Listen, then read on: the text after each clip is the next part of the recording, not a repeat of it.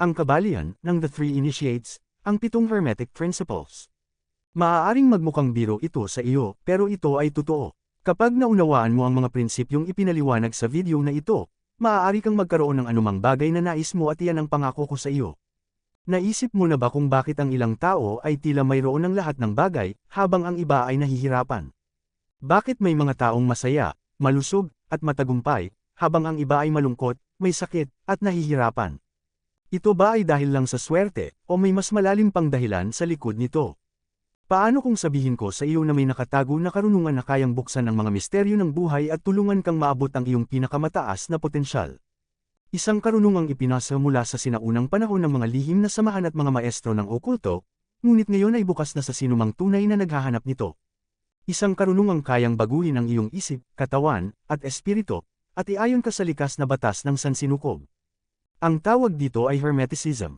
Malaki ang naging impluensya ng Hermeticism sa maraming esoteriko at okultong kilusan sa kasaysayan. Tulad ng alchemy, astrology, magic, Kabbalah, Rosicrucianism, Freemasonry, at Theosophy. Naging inspirasyon din ito ng maraming bantog na isipan, artista, at pinuno, tulad nina Leonardo da Vinci, Isaac Newton, William Blake, Napoleon Bonaparte, at Carl Jung. Hanggang sa kasalukuyan, ang Hermeticism ay nananatiling makabuluhan at popular sa mga tao na naghahangad ng espiritual na kaliwanagan at personal na pag-unlad. Sa video na ito, ipaliliwanag ko sa iyo ang mga 7 prinsipyong Hermeticism sa madaling paraan, at ipapakita kung paano mo ito maaaring ialok sa iyong sariling buhay. Sa pamamagitan ng pag-unawa at pagsasabuhay ng mga prinsipyong ito, matutuklasan mo kung paano gamitin ang kapangyarihan ng iyong isipan upang likhain ang sarili mong realidad.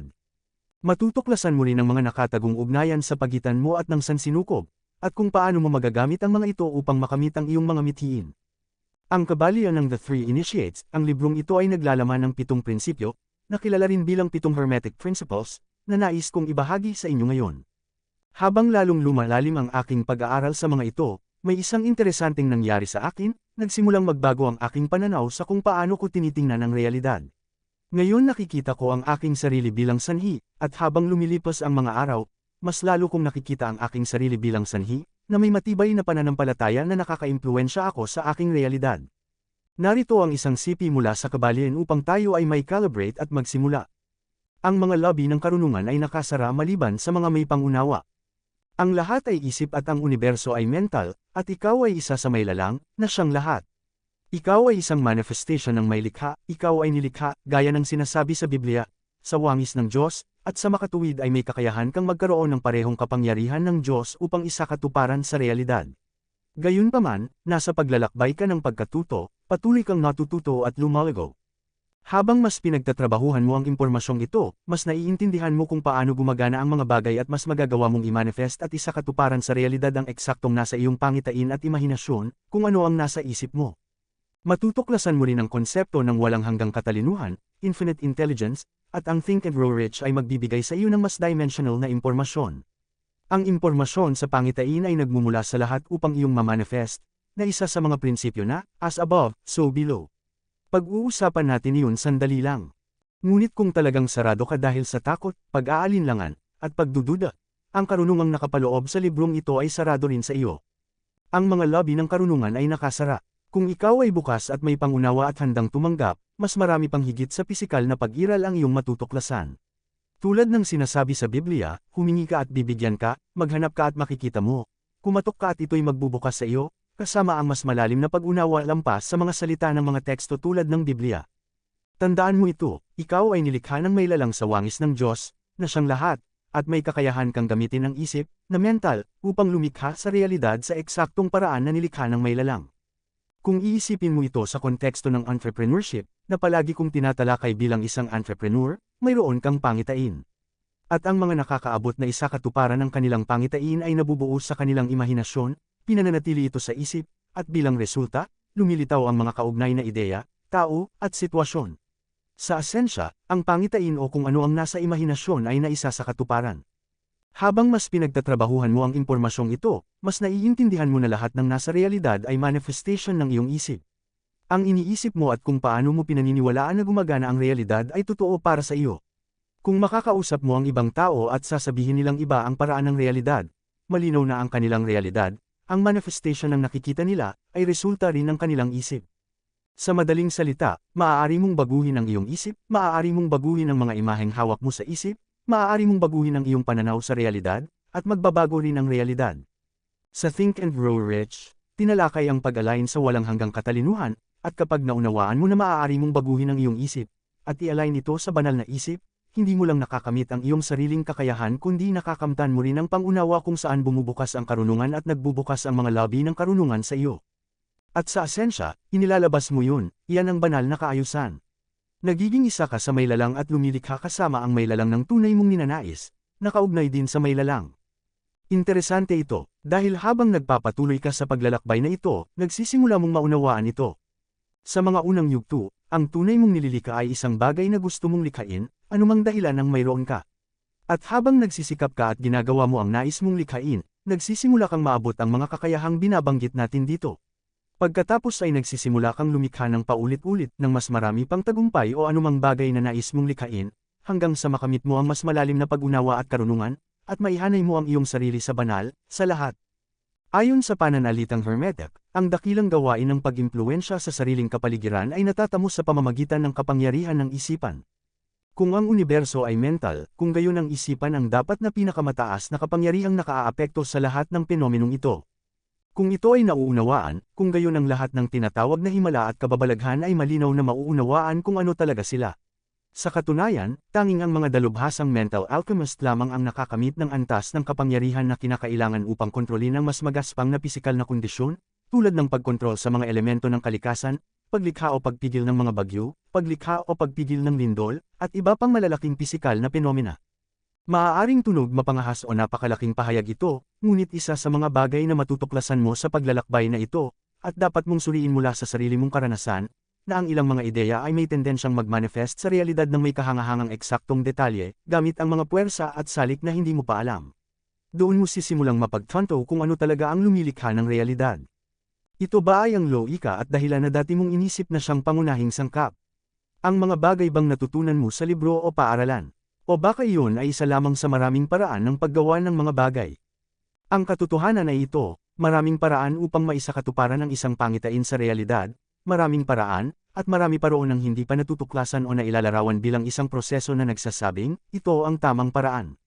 Kung babalikan ko ang aking karanasan sa pagtatrabaho gamit ang impormasyong ito, napagtanto kong maraming bagay ang namanifest ng direkta mula sa isang malinaw na pangitain, eksaktong kung ano ang gusto kong likhain, o mga elementong tumulong upang maisakatuparan ang pangitain na iyon, na lumampas sa saklaw ng kung ano ang akala kong posible. Kaya nga sa Think and Grow Rich, sa kabanata sa pahina 29 ng orihinal na libro, sinabi niya, at babasahin ko rito. Maraming taon na ang nakalilipas, bumili ako ng magandang diksyonaryo. Ang una kong ginawa ay hanapin ang salitang imposible at maingat ko itong ginupit mula sa libro. Hindi magiging masamang ideya para sa iyo na gawin din iyon. Ang imposible ay isang konsepto na nasa isip ng taong naniniwala na dapat itong umiral at nagbibigay bigat dito. Maaaring maging polarizing ito sa isang taong hindi nakakaunawa kung paano gumagana ang mga bagay na ito, ngunit kung naniniwala kang may isang bagay na imposible, ang tunay mong sinasabi ay dalhin sa realidad ang imposible na iyon. Kung naniniwala ka namang may isang bagay na posible, sa iyong isip ay sinasabi mong dalhin sa realidad ang posibilidad na iyon. Sinasabi sa Biblia, kung makakaya mong maniwala, ang lahat ng bagay ay posible sa kanya na sumasampalataya. Ibig sabihin nito, anuman ang iyong nalikha ay isang manifestation ng iyong paniniwala sa iyong kakayahang lumikha. Ngayon, saan nanggagaling ang impormasyong ito kung ano ang posible at hindi posible? Lumalaki tayo na natututo mula sa ibang tao, sa mga libro, sa mga guro, at iba pa. At tinuturuan tayo kung paano gumagana ang realidad base sa pag-iisip ng ibang tao. Kaya nga sinabi ni Steve Jobs sa kanyang commencement speech, huwag mong hayaang ang ingay ng opinyon ng iba ay mapahina ang sarili mong panloob na tinig. Kapag nagsimula kang makinig sa mga ganitong bagay na tinatalakay ko rito, at basahin ang mga ganitong klaseng libro, at subukan mismo sa iyong karanasan, mapagtatanto mong ang paraan ng pagtuturo sa iyo kung paano gawin ang mga bagay ay isa lamang paraan, at maraming paraan pa na hindi pa natutuklasan. At isa sa mga bagay na laging magiging totoo ay ito. Ang mga kaisipan mo, o kung paano mo iniisip na gumagana ang realidad, o kung paano mo pinaniniwalaan. Kung paano mo pinaniniwalaang gumagana ang realidad, ay siyang paraan kung paano ito gagana para sa iyo. At kung hinahanap mo ang mga pagdududa at pag-aalinlangan batay sa iyong pag-iisip sa panlabas na mundo, ito ay makikita sa labas ng iyong sarili, maaakit mo ang mga impormasyon at taong magpapatibay sa iyong mga pagdududa at pag-aalinlangan. Sa ibang salita, kung may mga takot, pagdududa, at kawalang pasya ka sa loob mo, ito ay makikita at malilikha sa panlabas na mundo sa pamamagitan ng mga manifestation ng takot, pagdududa, at kawalang pasya.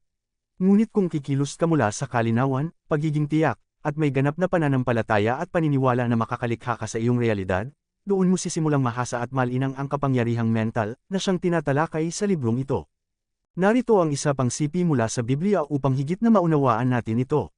At ang dahilan kung bakit ko binabanggit ang mga sipi mula sa Biblia ay dahil mahalagang maunawaan na ang mga aral sa kabalian, kapag iyong naintindihan, ay magbubukas ng kahulugan sa iba't ibang uri ng espiritual at relihiyosong mga teksto. At doon mo mauunawaan ang tunay na diwa sa likod ng mga aral na iyon.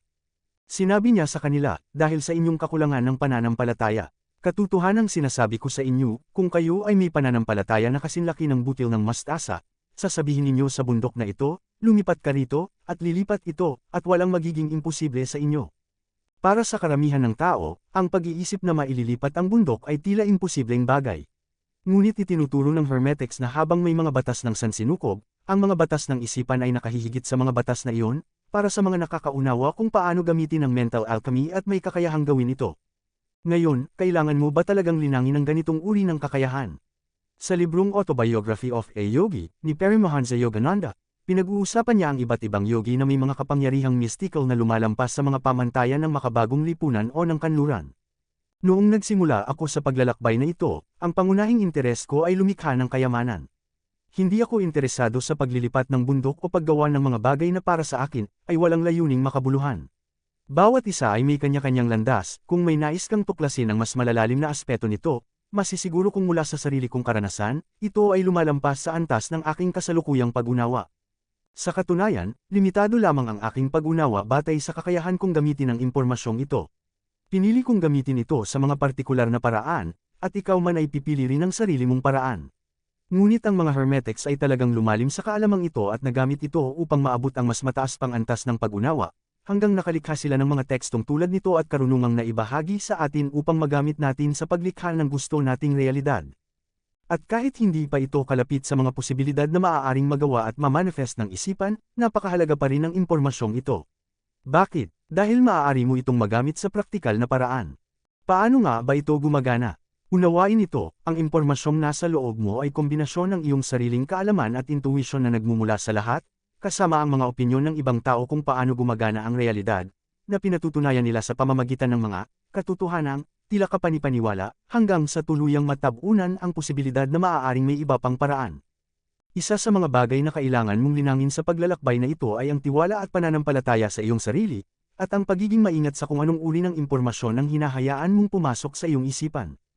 Tingnan mo, mayroon tayong malay na isipan, conscious mind, at panloob na isipan, subconscious mind. Karamihan sa ating paniniwala kung paano gumagana ang realidad ay nasa ating subconscious mind. Kung lumaki ka sa kapaligirang negatibo o palaging kumukonsumo ng impormasyong nagpapahina ng loob, ang iyong subconscious mind ay tatanggi sa impormasyong nilalaman ng prinsipyo ng mentalism. Tatanggi ito sa kaalamang tunay na makatutulong sa iyo upang malikha ang realidad na gusto mong likhain. Sapagkat sa bawat pagkakataong sinasabi mo sa iyong isip, gusto kong likhain ito, at iniisip mo ito, nakikipaglaban ka sa negatibong programming na nasa iyong subconscious mind. Saan ba nanggagaling ang programming na ito? Galing ito sa ibang tao, mula sa musika, mga video, mga libro, at iba't ibang uri ng impormasyon na ating tinatanggap, na nilikha ng mga taong tinitingnan ang realidad mula sa isang pananaw na nagpapahina ng kapangyarihan. Ngayon, hindi natin sila kailangang sisihin o husgahan. Ang mahalaga ay maunawaan natin kung paano gumagana ang lahat ng ito. Kailangang maunawaan natin na tayo ay kabuuang resulta ng programming na pinayagan nating pumasok sa ating isipan, maging kusaman o hindi natin namamalayan. Mahalagang maunawaan ito dahil sa pamamagitan ng ating mga halaga at paniniwala, maaari nating matukoy kung saan nanggagaling ang programming na ito at mabago ito upang mas maging nakaayon ng ating pangitain. Maaari rin nating bantayan at protektahan ang ating isipan upang ang impormasyong ating tinatanggap ay sumusuporta at tumutulong sa paglikha ng ating pangitain. Sa proseso na ito, nalilinang ang matibay na pananampalataya sa kung ano ang iyong pinaniniwalaang malilikha. At kapag mayroon kang ganitong matibay na pananampalataya, mailalapat mo ang mga batas ng kabalyen, mas mauunawaan mo ang mga ito, at ang prinsipyo ng mentalism ay mas nagiging malinaw habang nakikita mo ang pagbabago sa realidad na sumasalamin sa loob mo, sa iyong pangitain. Pumunta tayo sa susunod na prinsipyo ng correspondence, o pagkakaugnay. Ang panlabas na mundo ay walang iba kundi refleksyon ng ating panloob na mundo. Ang panlabas na mundo ay refleksyon lamang ng panloob na mundo. Kung paano mo pinaniniwalaan na gumagana ang realidad, kung ano ang iniisip mo, kung ano ang pinaniniwalaan mong posible at kung ano ang hindi, ay makikita sa panlabas na mundo. Makikita mo ito, maipapaliwanag mo ang isang konsepto sa isang tao at sabihin, ganito ang paraan ng pagpapatakbo nito.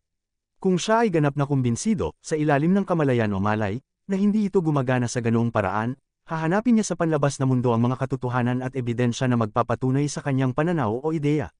Ngayon, kung ibibigay mo ang ideyang iyon sa isang tao na may karanasan o nakakaunawa at naniniwala na totoo ang sinasabi mo, hahanapin nila ang mga katotohanan at impormasyon upang patunayan itong totoo sa kanilang realidad. Ngunit sa pinakapayak na paliwanag, tungkol sa prinsipyo ng correspondence sa kabalian, ang ating panlabas na mundo ay refleksyon ng ating panloob na mundo.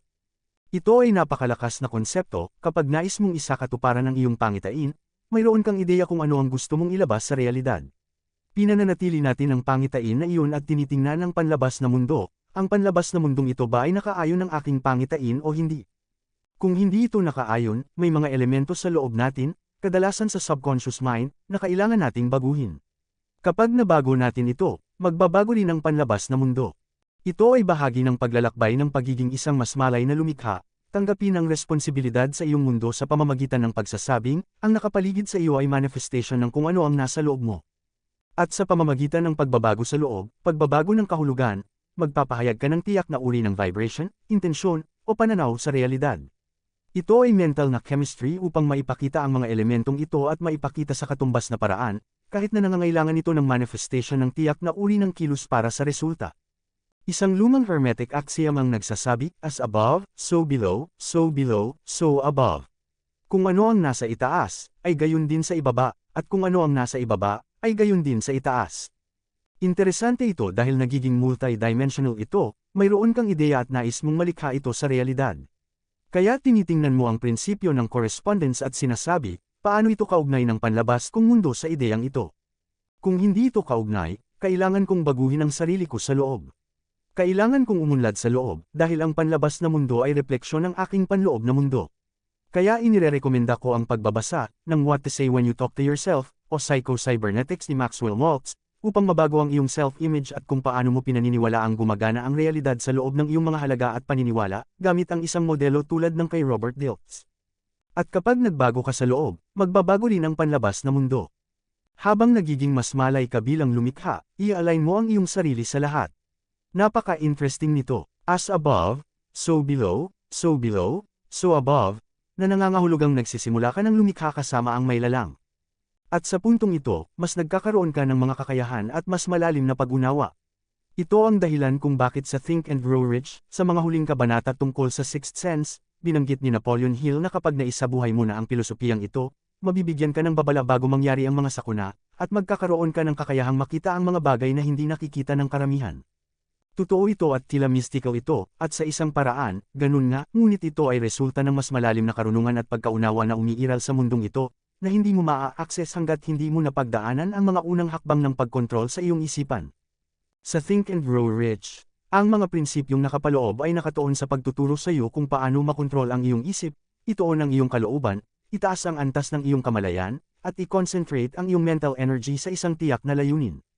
Sa madaling salita, tinuturuan ka nitong gamitin ng tama ang iyong isip upang lumikha ng resulta.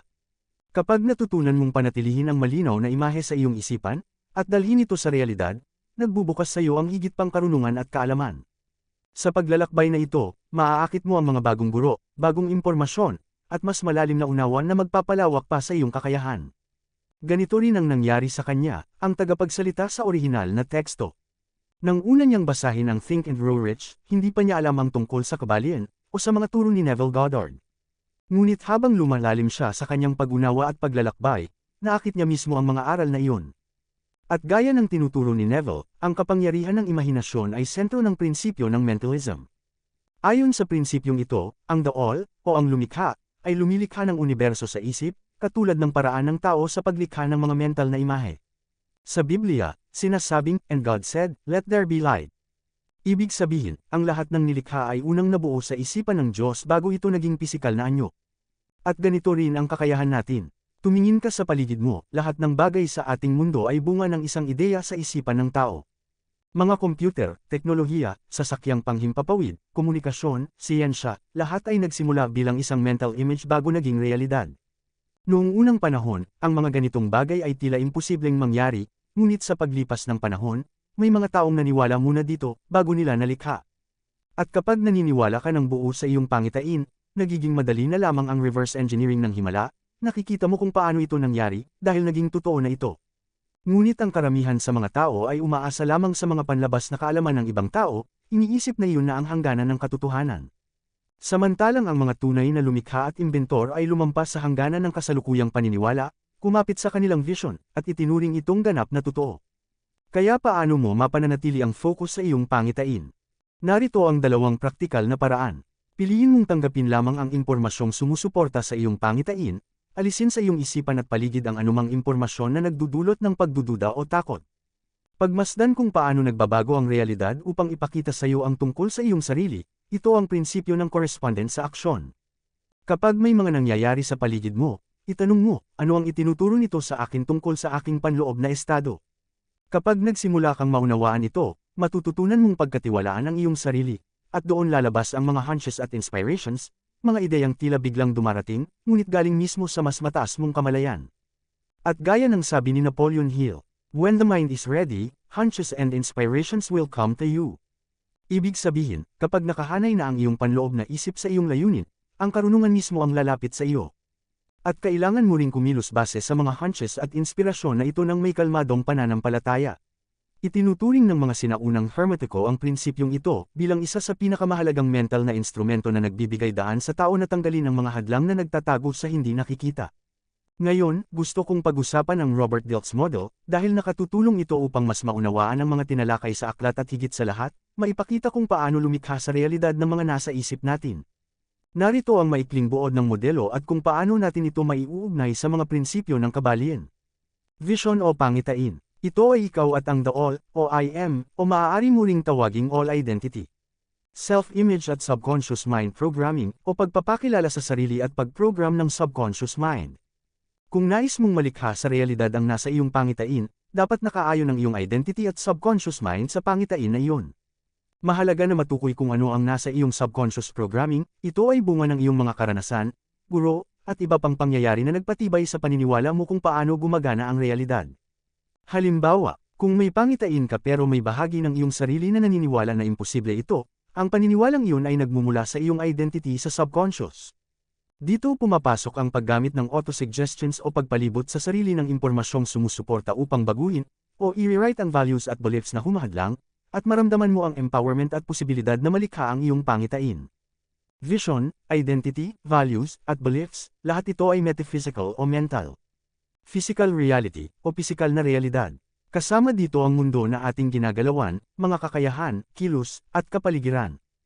Ang layunin natin ay mailabas ang ating pangitain sa pisikal na mundo, at ito ay nagagawa sa pamamagitan ng pag-aayos ng ating identity at subconscious programming.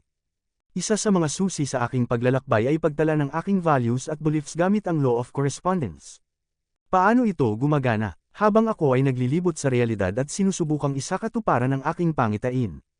Tinitingnan ko ang panlabas na mundo at tinatanong ang sarili, paano ko nararamdaman ang ipinapakita sa akin? Nakaayon ba ito sa aking pangitain? Ano ang values at beliefs na ipinapakita ko sa iba't ibang elemento ng realidad? Ipinapakita nito sa akin ang aking identity at kung ito ba ay nakaayon o hindi sa aking pangitain. Pagkatapos nito, maaari kong baguhin ang aking identity upang makita ang realidad ng iba. Sa pagbabago ng pananaw, ang aking atensyon at kamalayan ay nakatuon sa mga bagay na nakaayon ng aking pangitain, sa halip na malihis sa negatibong pananaw sa mga bagay na hindi kaugnay. Ito ay nagdudulot na mailagay ko ang aking mental energy sa tamang direksyon, at pagkatapos nito, malilinis mo ang iyong identity. Kapag malinaw na sa iyo ang iyong mga halaga at paniniwala, mapapansin mong may mga kakayahang unti-unting naaakit sa iyo.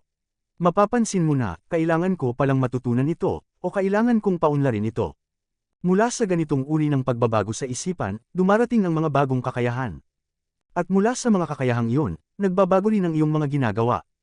Ang mga kakayahan ay maaaring iba-iba, Halimbawa, ang pag-aaral ng 7 Hermetic Principles at ang paglalapat ng mga ito ay isang kakayahan na bunga ng iyong pag-unlad.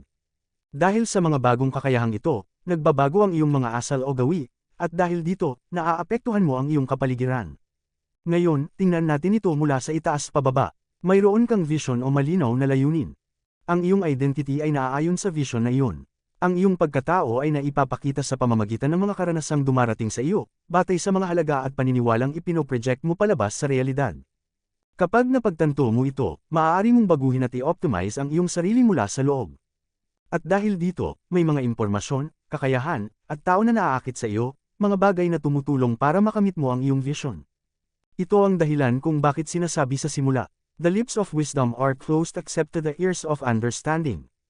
Ang mga labi ng karunungan ay nakasara maliban sa tenga ng nakauunawa. Isa ito sa mga kahulugang natutunan ko sa aking paglalakbay, at habang nagpapatuloy ako, lalo kong nauunawaan ang lalim nito, tunay na kahangahangang karunungan. Makikita mo, kapag dumating ang tamang oras, may lalapit na tao at magsasabing, kailangan mong matutunan ito. O kaya na may librong makikita mo o impormasyon na biglang naaakit sa iyo, lahat ng ito ay makatutulong sa paghubog ng iyong vision. Habang nagbabago ang iyong mga gawi, nagbabago rin ang iyong kapaligiran. Ngayon, ayon sa Hermetic teachings tungkol sa mental creation ng universo, sinasabi na sa simula ng lahat ng paglikha, ang the all, ang kabuuan, sa aspeto nito ay nagpapadala ng kalooban nito tungo sa aspeto ng pagiging isang proseso, at dito nagsisimula ang paglikha. Itinuturo na ang mismong prosesong ito ay binubuo ng pagbaba ng vibration, hanggang sa umabot ito sa pinakamababang antas ng enerhiya, kung saan ang pinakamateryal na anyo ay nabubuo.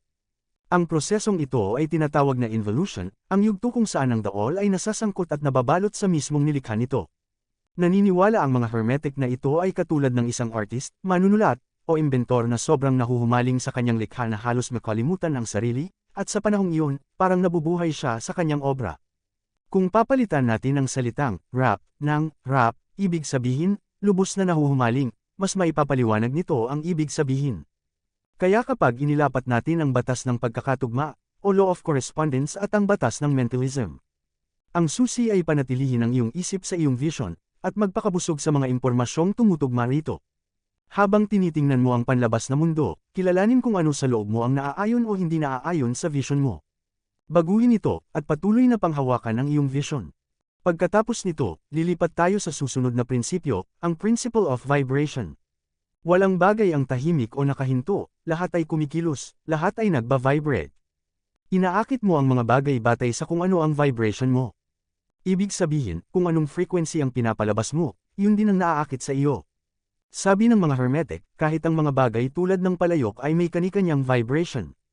At maaari itong kontrolin tulad ng isang instrumento, upang lumikha ng iba't ibang resulta. Lahat ng ito ay may layuning pagsasanay sa sarili. Habang lumalalim ang iyong pag-unawa sa vibration, frequency, harmony, at resonance, mas lumalago rin ang iyong kapangyarihan, sa sarili mo, at sa mundong iyong ginagalawan. Ngayon, pinag-uusapan natin ang prinsipyo ng mentalism, at kung paano ito nauugnay sa pagkakaroon ng vision. Sa tulong ng prinsipyo ng pagkakatugma o law of correspondence, maaari mong tanungin ang sarili mo. Anong mga kaisipan ang konektado sa vision ko? Nakapagpapalakas ba ang mga ito o nakapagpapahina? Pagmasdan mo kung paano ito nasasalamin sa panlabas na mundo. Kung ang panlabas na mundo ay refleksyon ng iyong panloob na mundo, at ang iyong panloob ay binubuo ng mga kaisipan, halaga, at paniniwala na nakaugat sa iyong pagkatao, ibig sabihin, ang iyong mga panlabas na karanasan ay resulta ng iyong panloob na estado.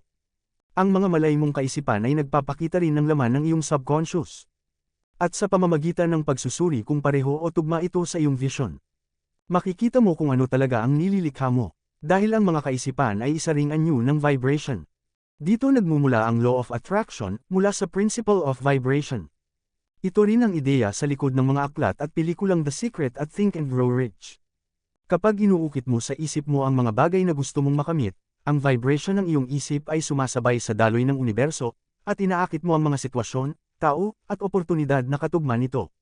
Kung mapapansin mo, kapag matagal mong iniisip ang isang bagay, nagsisimulang lumitaw sa iyong kamalayan ang mga bagay, tao, o pagkakataon na tumutugma rito. Napupunta ang iyong atensyon at kamalayan sa mga bagay na kaugnay ng iniisip mong vibration. At kalaunan, naaakit mo ang mga tao, sitwasyon, at kapaligiran na kapareho ng enerhiya ng iyong mga kaisipan. Kaya, magkakaugnay ang lahat ng prinsipyong ito. Ang mentalism ay ito ng isip sa kung ano ang nais mo. Correspondence, kilalanin ang mga ideya sa loob mo at iayon ang mga ito sa vibration na gusto mong mapanatili.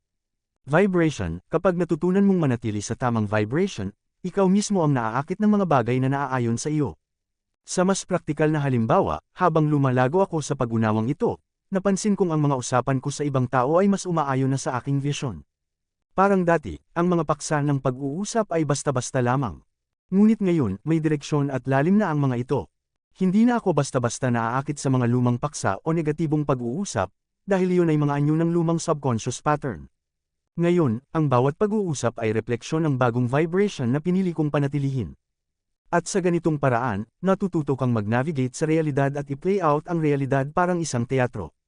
Ganito ang nangyayari sa loob mo, batay sa mga halaga at paniniwala mo, at kung paano mo nakikita ang mundo na gumagana, na nasasalamin sa panlabas na mundo.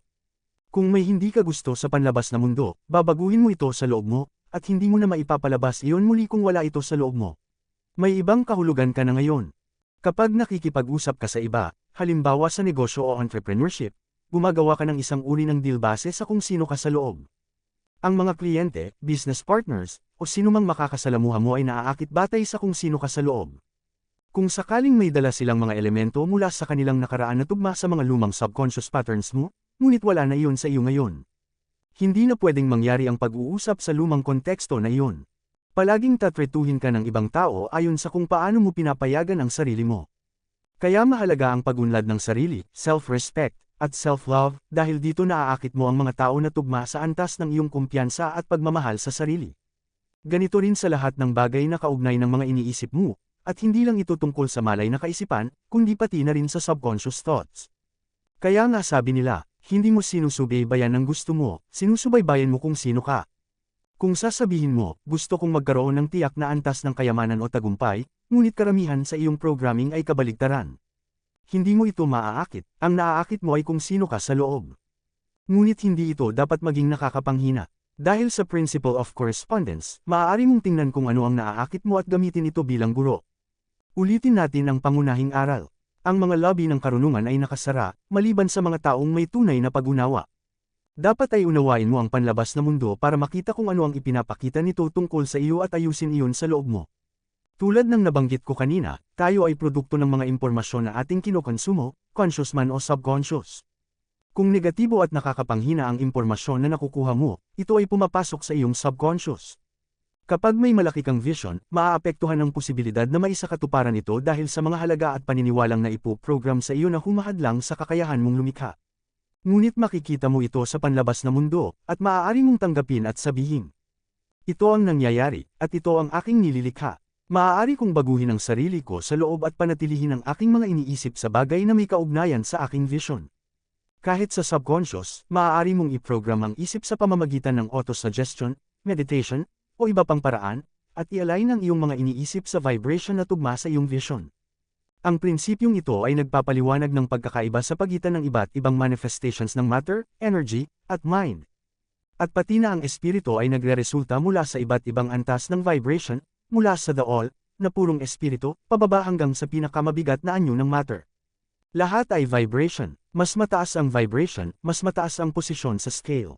Ang vibration ng espiritu ay nasa napakataas na rate ng intensity at bilis kaya halos tila nakahinto ito, katulad ng mabilis na umiikot na gulong na tila walang galaw. Sa kabilang dulo, mayroong mga mabibigat na anyo ng matter na ang vibration ay napakababa kaya tila nakahinto rin. Sa pagitan ng dalawang pole na ito, mayroong milyon-milyong iba't ibang antas ng vibration. Ang gusto nating gawin ay i-adjust ang ating mga iniisip upang tumugma sa vibration ng vision na nais nating likhain. Kailangan nating i-affirm ang mga iniisip at damdamin. Mahalaga ang damdamin, ang iniisip ay lumilikha ng damdamin, at ito ang magsasabi sa iyo kung anong vibration ka naroon. Kung nararamdaman mo ang excitement at kasabikan sa iniisip mo, nasa vibration ka ng pagpapalabas ng vision na iyon. Kung negatibo ang nararamdaman mo tungkol sa iniisip mo, nasa vibration ka ng negativity, at makakaakit ka ng bagay na tugma sa vibration na iyon. Ngayon, pumunta tayo sa principle of polarity. Lahat ay dual, lahat ay may poles, lahat ay may magkasalungat na pares. Magkatulad at magkaiba ay parehong magkasalungat, ngunit iba ang degree. Lahat ng extremes ay nararanasan, lahat ng katotohanan ay kalahating katotohanan, lahat ng paradoxa ay maaaring ma-reconcile. Ang sagot, depende. Isa sa mga bagay na kailangang tandaan ay flow. Ayon sa aklat na Flow, ni Mihaly Csikszentmihalyi, kailangan nating maunawaan ang left-right, at up-down, may dalawang bersyon ng parehong bagay. Halimbawa, ang good at evil ay magkapareho sa poles, magkaibang degree lamang. Ang mga Hermetic Masters ay naiintindihan ng sining ng pag-transform ng evil into good, gamit ang principle of polarity. Sa madaling salita, ang art of polarization, ay bahagi ng mental alchemy, na isinasagawa ng mga sinauna at modernong Hermetic Masters. Kung aaral at mamumuhunan ng oras, maaaring baguhin ng isang tao ang kanyang polarity pati na ng iba. Paano ito isinasabuhay pragmatically? Habang nagnanavigate sa realidad, observe kung ano ang nagpopolarize sa iyo, ano ang nagpapastress sa iyo, nagpapainit ng ulo, nagpapasaya, at iba pa. Ito ay nagre-reveal ng maraming bagay tungkol sa kung ano ang iyong malilikha. Halimbawa, kung may bagay na nagagalit ka, pumapasok ka sa vibration ng galit, at kung hindi ito align sa vision mo, magbibigay ka lang ng creation base sa vibration ng galit. Mahalaga ang pagiging aware sa impormasyong kinokonsumo. Kung palagi kang kumokonsumo ng galit na impormasyon, galit ang iyong maaakit. Ngunit hindi ito tungkol sa denial. Sinasabi ng Hermetic teachings na hindi mo pwedeng i-ignore ang evil, kundi kilalanin ang kabaligtaran at tanggapin ito, at pagkatapos ay gumawa ng conscious mental choice na ipolarize ang sarili sa positibo. May kasabihan na sumusuporta rito. Hindi mahalaga kung ano ang nangyari sa iyo, kundi kung paano ka tumugon dito. Kung may nangyaring hindi ka nais-nais at ikaw ay tumugon ng negatibo, pinapolarize mo ang sarili mo sa negatibong vibration na iyon at lalapit ka sa direksyon ng vibration na iyon, at magdadala ito ng katumbas na manifestation. Ngunit kung may negatibong nangyari sa iyo at tumutugon ka ng positibo, sa halip na mag-react ng negatibo, tinitingnan mo ito at sinasabi, ito ang nangyayari. At pagkatapos ay gagamitin mo ito sa positibong paraan. Sa simula, mahirap ito, at maaaring isang buhay o higit pa ang kailangan mo para ma-master ito, pero maaabot mo ang malalaking tagumpay sa pamamagitan ng pagtatrabaho sa mga prinsipyo na ito. Ano ang polarizes sa iyo? May sitwasyon sa paligid mo at biglang tumitigil ka at sinasabi, pwede kong tingnan ito sa positibong paraan o negatibong paraan. Kung pipiliin mong tingnan sa positibong paraan, ito ay align sa vibration na gusto mong naroon at katugma ng iyong vision. Ito ay isa sa mga pinakamahalagang determinants ng tagumpay. Sa pag-reflect ko sa aking buhay at sa Think and Grow Rich, napagtanto ko na isa sa mga pinakamahalagang skills na na-develop ko ay ang makita kung ano ang nagpo-polarize sa akin, at consciously piliin na i-polarize ang sarili ko sa direksyon na gusto ko. Napagtanto ko rin na ito ay isang high-leverage skill, kaya patuloy ko itong pinapractice. Isinusulat ko ang mga bagay na nagpo-polarize sa akin sa environment. Pinipili kong polarize ang sarili sa direksyon ng vision ko. Pagsasama ng principle of polarity, halimbawa sa negosyo. May chance of success at may chance of failure, halimbawa sa relasyon. Maaari mong maranasan ang pag-ibig o pagkapuot, depende sa sitwasyon. Lahat ay may dalawang poles, mabuti at masama, itaas at ibaba. Kailangan nating maintindihan at tanggapin na umiiral ang dalawang poles. Isa sa mga paraan para hindi masnag sa isang pole. Tanggapin na lahat ng katotohanan ay kalahating katotohanan. Sa aking karanasan, napakalaking tulong ng realization na kahit gaano kakatama sa paniniwala mo, may pagkakataon na hindi ito magiging totoo sa ibang sitwasyon. Napaka-humbling nito at nakakatulong na hindi ka ma-stuck sa negatibong perception. Ano ang ibig sabihin ng snagging? Ang goal ay mapanatili ang flow, tulad ng pag-navigate sa rhythm ng buhay. Kapag ang isang sitwasyon ay nagpo-polarize sa iyo at na-stuck ka sa negative, na-snag ka. Halimbawa, sa negosyo, may negatibong balita sa radyo na nagagalit ka. Sa halip na huminto at mag-reflect, okay, ganito ang nangyari, pipiliin kong tingnan ito sa positibong paraan. Kung hindi, lalalim ang negatibong reaksyon, tumatawag ka sa kaibigan at nagrereklamo. Ang resulta, nasnag ka, lumihis sa flow, at ang vision mo ay naantala. Pagsasanay sa principle of rhythm. Lahat ay may daloy, everything flows in and out, lahat ay may tides. Lahat ay tumataas at bumababa, tulad ng pendulum swing. Ang sukat ng swing sa kanan ay sukat ng swing sa kaliwa. Rhythm compensates. Sa pamamagitan ng awareness, maaari mo itong gamitin upang itulak ang sarili pasulong at bumalik sa recovery. Isipin mo ang surfing o anumang bagay na nakabase sa rhythm at flow. Sa navigation ng reality, panatilihin ang focus sa vision. Tingnan ang external world bilang correspondence na nagre-reveal tungkol sa sarili. Baguhin ang kahulugan ng mga pangyayari ayon sa vibration ng vision mo. Tanggapin ang left at right sa iba't ibang pananaw. Lahat ng katotohanan ay kalahating katotohanan. Gumawa ng conscious choice base sa flow at alignment sa vision. Halimbawa sa negosyo, mayroong 15 hanggang 20 na deals sa table. Ilan ay halos close sa completion at malapit ka nang makakuha ng malaking bayad. Biglang may isang deal na hindi natuloy. Ang mahalaga ay may iba ka pang deal sa pipeline, kaya hindi ito katapusan ng lahat. Kumilos at magtuon sa iba pang mga kasunduan habang hinahayaan ang kasunduang iyon na gawin ang anumang kailangan nitong gawin upang makarating sa pagkumpleto. Kung mabigo ito, hindi na mahalaga, dahil hindi ka nakakabit dito, iyon ang ibig kong sabihin sa snagging on. Kaya si Napoleon Hill sa Think and Grow Rich ay may 6 na pangunahing takot. Nakikita ko, naniniwala ako na kung ano ang dahilan kung bakit ang isang tao ay hindi pinahahalagahan ang ritmo ay dahil sa takot. Iyon ang aking paniniwala, iyon ang aking napagtanto sa paglalakbay na ito. At binanggit ni Napoleon Hill ang 6 na pangunahing takot, kaya gusto kong pag-isipan mo ang mga takot na ito. Pakinggan mo ang video na ginawa ko tungkol sa Think and Grow Rich na libro at pag-aralan mo ang Think and Grow Rich dahil naglalaman ito ng maraming elemento na hinangumula sa, hindi ko alam kung sinadya o kaluluwa lamang, o marahil lahat ito ay konektado mula sa Kabbalah, at tutulong itong gawing mas dimensional ang iyong natutunan dito. Takot sa kahirapan, takot sa kritisismo, takot sa pagkakasakit, takot sa pagkawala ng pag-ibig, takot sa pagtanda, at takot sa kamatayan. Ito ang mga takot na kailangan mong alisin. Kung hindi mo aalisin ang mga ito, ikaw ay maiipit dito at masisira ang iyong daloy.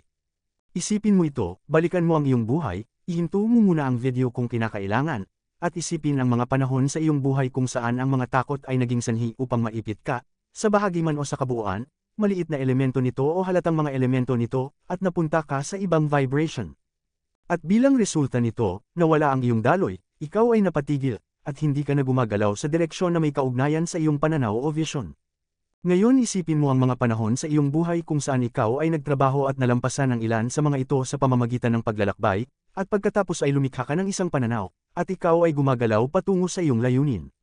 At may dumating na bagay na maaaring nakasagabal sa iyo noon, ngunit ngayon ay hindi ka na nito nahila, at hindi ka nagpolarize, at pinili mo ng may kamalayan na magpatuloy pasulong patungo sa iyong pananaw.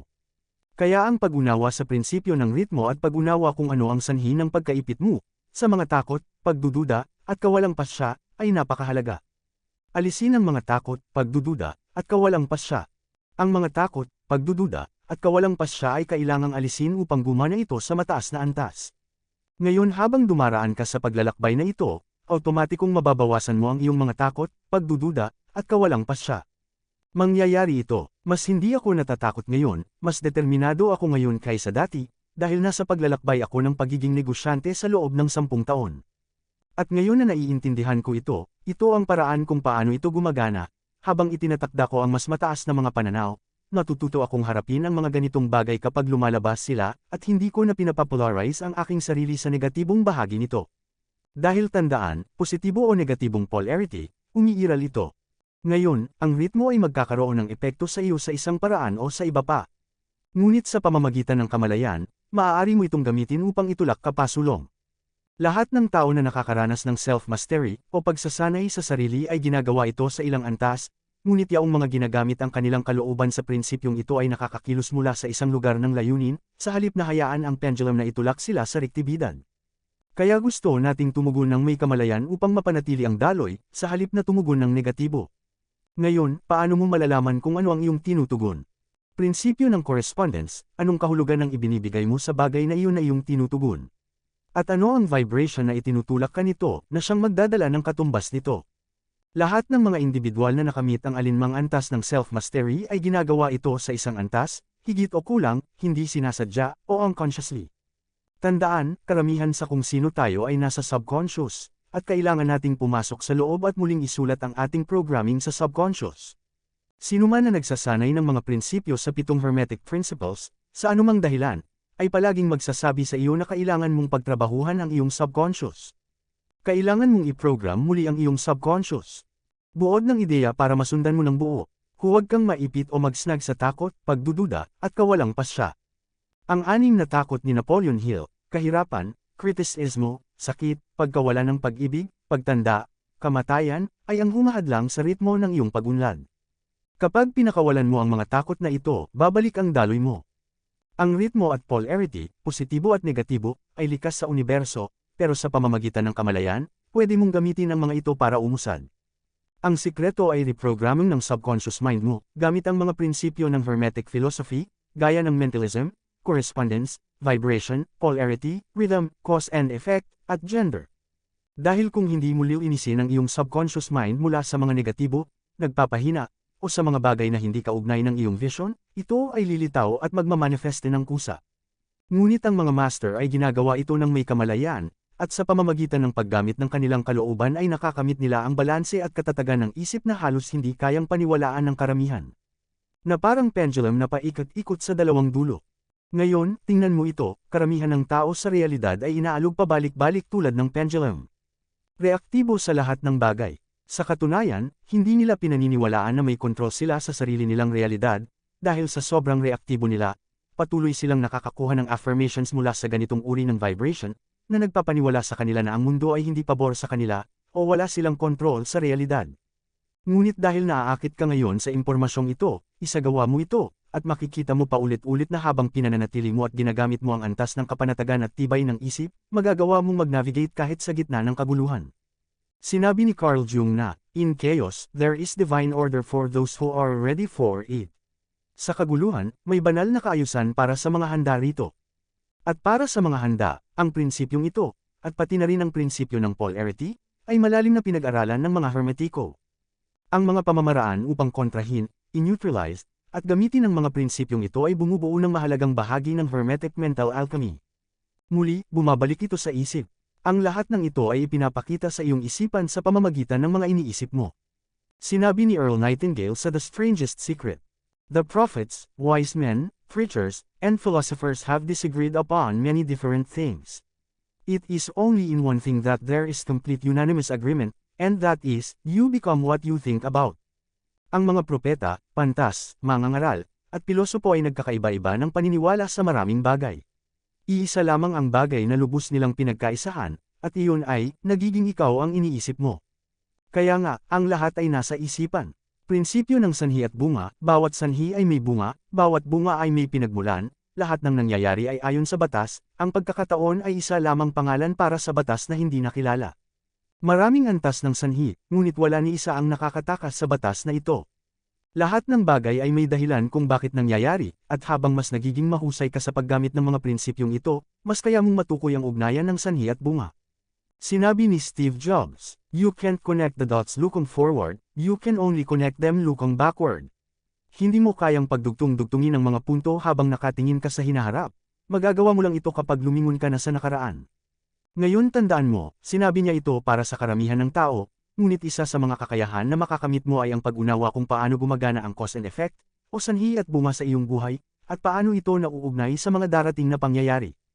Ngayon, hindi mo kailangang labis pag-isipan ang lahat ng ito.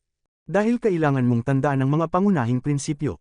Una, lahat ay isipan, at pangalawa, lahat ay magkakaugnay. Kapag naintindihan mo at naramdaman mo ito ng malalim, ang mga bagay ay kusang mag-aayos at mauunawaan mo ng mas malinaw kung paano gumagana ang iyong realidad. Ang batas ng causation, sanhi at bunga ay hindi lang tungkol sa pisikal na mundo. Ito ay tungkol din sa mental plane. Sa Hermetic teaching, ang isip ang pinagmumulan ng sanhi. At ang lahat ng bagay na nakikita mo sa labas ay bunga lamang. Ang iniisip mo, pinaniniwalaan mo, at inuugali mo ay siyang mga sanhi na lumilikha ng iyong karanasan sa realidad. Kung gusto mong baguhin ang bunga, kailangan mong baguhin ang sanhi. Ang mga ideya at paniniwala sa iyong isipan. Ito ang dahilan kung bakit maraming tao ang paulit-ulit sa parehong karanasan.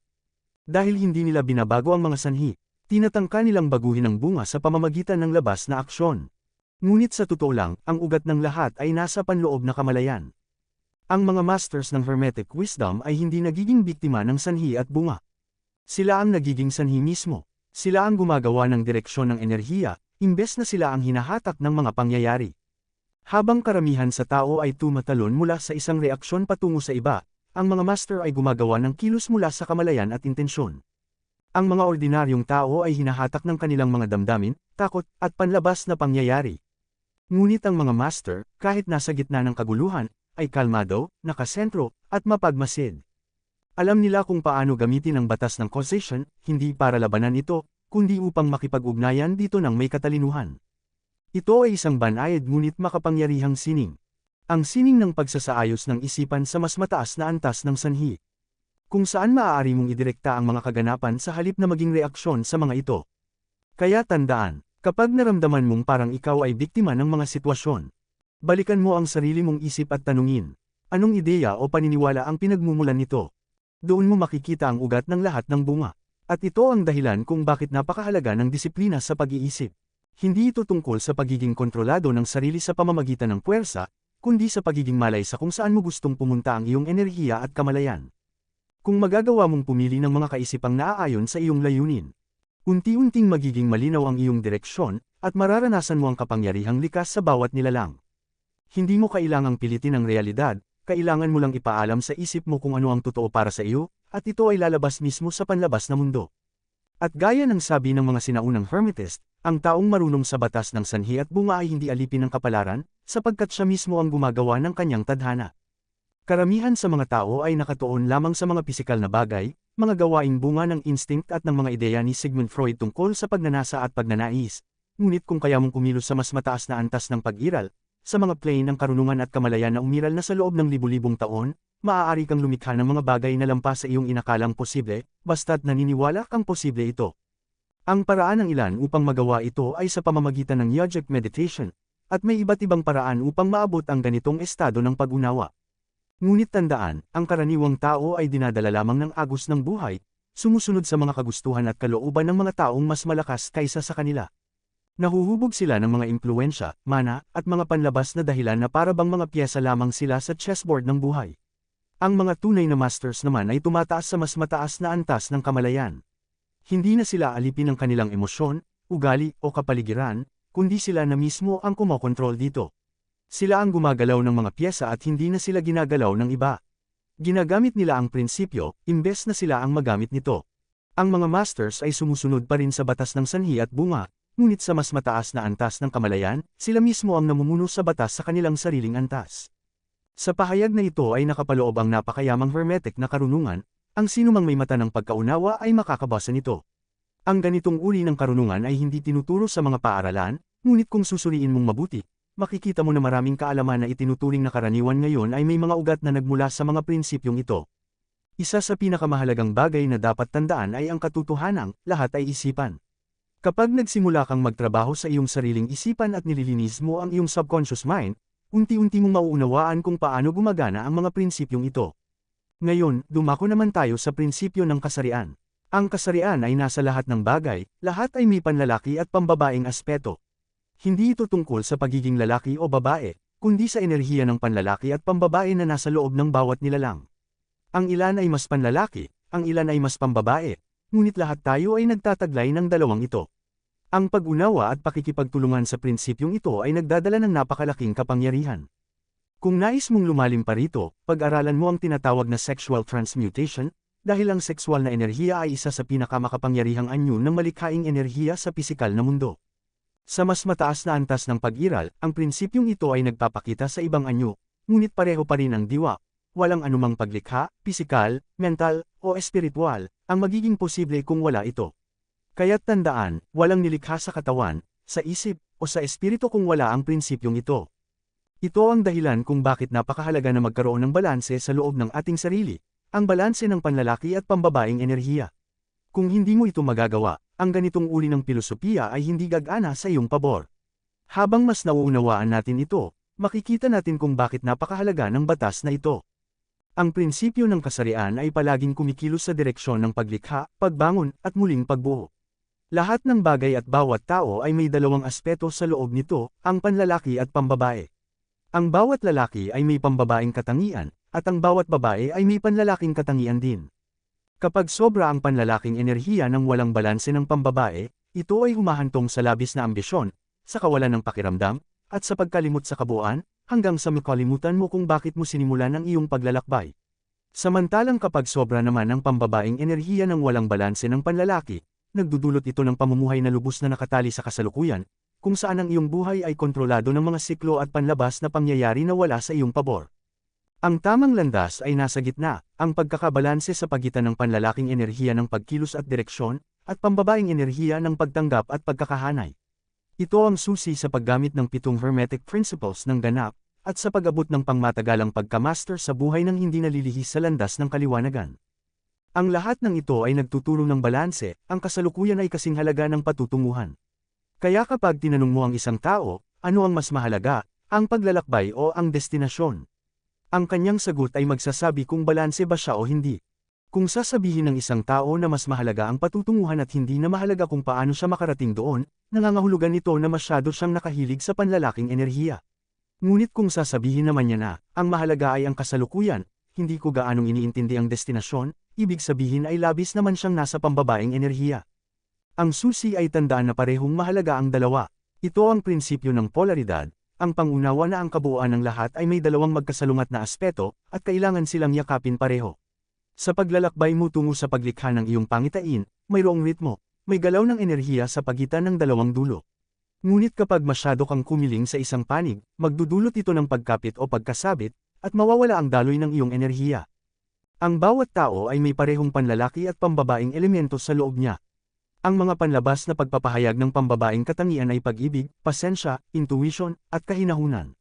Samantalang ang mga katangian ng panlalaki ay enerhiya, kasarinlan, loika, at talino. Makikita mo, parehong mahalaga ang mga ito. Kailangan nating taglayin ang intuition at talino, pasensya at kasarinlan, loika at pag-ibig. Lahat ng ito ay may kanikanyang halaga, at sa pagkakaroon ng maayos na balanse sa loob natin, makakamit natin ang pagkakaisa ng isip at damdamin. Hindi kailangang maging pantay na 50 hanggang 50 ang balanse, dahil nakadepende ito sa bawat isa. Ang mahalaga ay magkaroon ng kapayapaan at pagkakasundo sa loob ng ating sarili sa pagitan ng panlalaki at pambabaing aspeto. Kapag nagawa mo ito, mas lalalim ang iyong pag-unawa at pagmamahal sa panlabas na mundo. Mas madali mong maiintindihan kung paano gumagana ang sanhi at bunga, at bakit nagaganap ang mga bagay. Sa madaling sabi, tataas ang antas ng iyong kamalayan, dahil wala ka ng kinikilingan sa loob mo. Kapag wala kang bias o takot sa iyong loob, mas dumadaloy ang lahat, mas nagiging mahinahon, malinaw, at nakasentro ka. Mapapansin mo rin na ang lahat ng bias ay nagmumula sa takot sa kahirapan, kritisismo, karamdaman, pagkawala ng pag-ibig, pagtanda, at kamatayan. Ang mga takot na ito ay nagmumula sa mga karanasan natin sa buhay at mga kwentong humubog sa ating subconscious mind.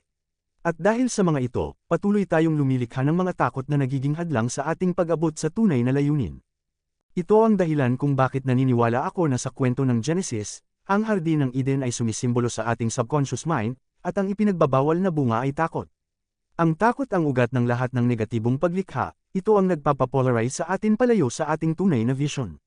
Ngunit sa pamamagitan ng paglalakbay na ito at pag-unawa sa karunungang ito, nagiging posible nating malikha ang ating ninanais na realidad.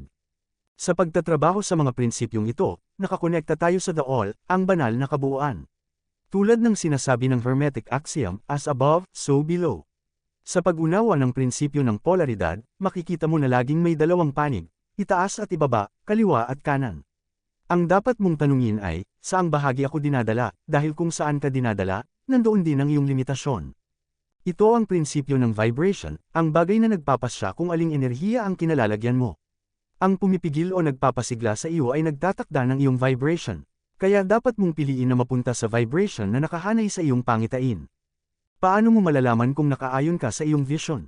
Tingnan mo ang panlabas na mundo. Iyan ang prinsipyo ng pagkakatugma, o correspondence. Ang lahat ng nangyayari sa labas ay salamin ng kung ano ang nasa loob mo. Ang tanong ay, ano ang ibinubunyag ng labas tungkol sa loob mo? Ngunit sa lahat ng ito, tandaan mo ang pinakamahalagang prinsipyo, ang prinsipyo ng mentalismo. Lahat ay isipan. Ang universo ay mental. Ang lahat ay nagmumula sa isip. Ito ang pinakapundasyon ng lahat, ang genesis ng paglikha. Ikaw ay nagiging kung ano ang iniisip mo. Sa loob ng iyong isip ay naroon ang imahinasyon, ang koneksyon mo sa The All. Maaari mong yakapin, maunawaan, at paigtingin ang koneksyong ito sa pamamagitan ng pagmasid sa mga impormasyong pinapasok mo sa iyong kamalayan. Ang The All ay nagmumula sa puwersa ng pagpapalakas at paglikha, hindi ng pagkawasak. Kaya kung ang mga impormasyong pinapakain mo sa iyong isipan ay mapanira at nakakaubos ng enerhiya, pinapahina mo ang iyong kakayahang gamitin ang kapangyarihan ng mentalismo, at napuputol mo ang iyong koneksyon sa banal na pinagmulan. Kaya't kung nais mong magamit ang lakas ng isip at ng lahat ng prinsipyong ito, linisin mo ang iyong isipan, iayon mo ang iyong kamalayan, at alagaan mo ang impormasyong hinahayaan mong pumasok sa iyong loob.